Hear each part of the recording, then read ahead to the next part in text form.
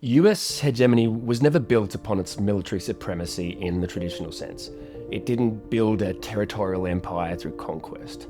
Instead, it built a whole new world order with itself at the centre.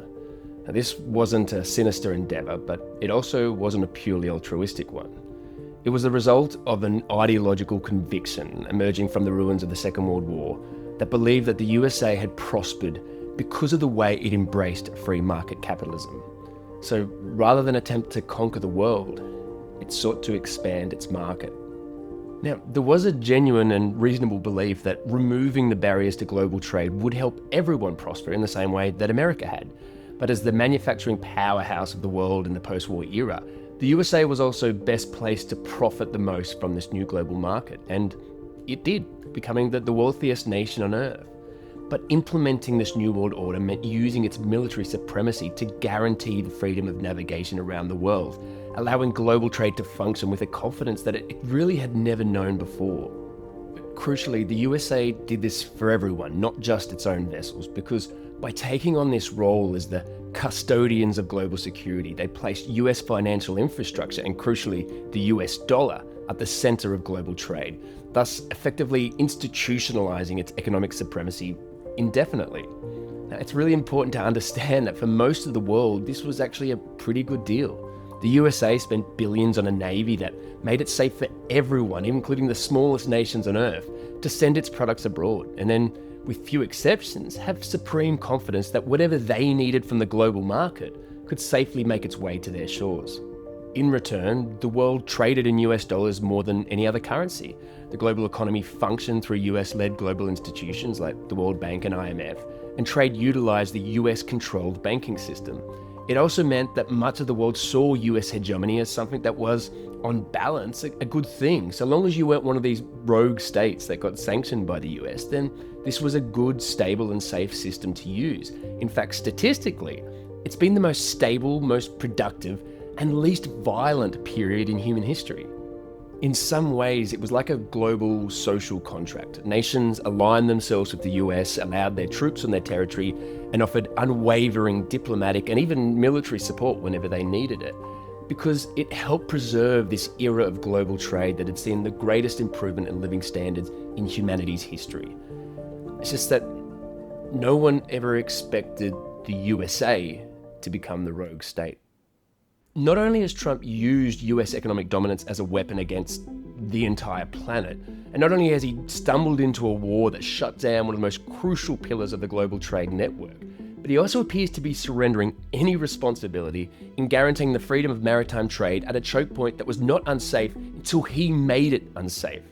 Now, Trump has insinuated that he is okay with Iran charging a tariff on vessels that traverse the Hormuz Strait, as well as allowing them to control which vessels are even allowed to pass. Now, importantly, these tariffs will be paid in crypto or Chinese yuan, not US dollars. Now, if I'm honest, there is an aspect of this that does actually sound fair. I get that. Like, the US has destroyed billions of dollars worth of Iranian infrastructure. This would be one means by which the reconstruction of the country can be funded, right?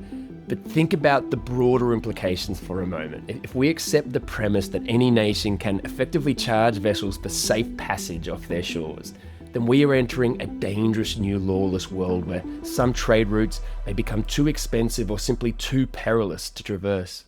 But it isn't just that the utility of alignment with the US has waned under Trump. He has made alignment a genuine liability. He is so objectionable that most Western democracies are now visibly distancing themselves from the White House, or at the very least attempting to avoid eye contact. Now, think about it. Who is America's closest ally right now? Do they have one? Israel, that just lured them into this disastrous war? Russia, that fed Iran intelligence on how to destroy US bases and kill US soldiers? Maybe the Gulf states. Well, they're furious with Trump and are substantially weaker than they were only just at the start of the year. So who is it? Maybe Argentina? Hungary? Maybe only so long as their own populist leaders hold power, and then they too will likely be stepping as far away as possible. The brand of the USA has possibly never been this toxic. Even the Pope, who is American, has just cancelled his planned official visit to the USA. US corporations are facing international boycotts and are being shut out of lucrative government contracts. And it has become an urgent sovereign necessity for NATO militaries to abandon US arm manufacturers. Just think about that. Now, when the history of US decline will be written, it will of course be far too simplistic to suggest that Donald Trump was the cause.